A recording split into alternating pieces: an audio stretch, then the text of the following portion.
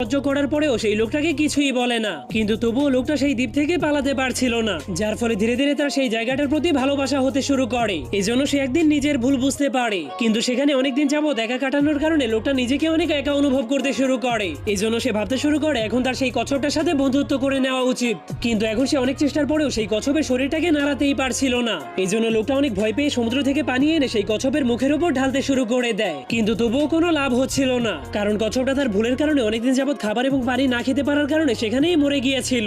এই জন্য লোকটা নিজের ভুল বুঝতে পেরে তার সামনে বসে কান্না করতে করতে সেখানেই ঘুমিয়ে পড়ে। কিন্তু তখনই হঠাৎ করে সে ঘুমের মধ্যে একটা আজব শব্দ শুনতে পায়। এই জন্য সে ঘুম থেকে উঠে দেখতে পায় সেই কচ্ছপের কবচটা ফাটতে শুরু করে দিয়েছে, যার ফলে সে বুঝতে পারে সে এই দ্বীপের মধ্যে একদমই একা হয়ে গিয়েছে। কিন্তু যখন সে আবারও কচ্ছপটার দিকে তাকায় তখন সে অনেক অবাক হয়ে যায়, কারণ তখন সে এমন কিছু দেখেছিল যা দেখে নিজের চোখের উপর বিশ্বাসই করতে পারছিল না। এই জন্য সে ধীরে ধীরে তার হাত বাড়িয়ে তাকে ছোঁয়ার চেষ্টা করে, কারণ হঠাৎ করে সেই কচ্ছপের শক্ত কবচ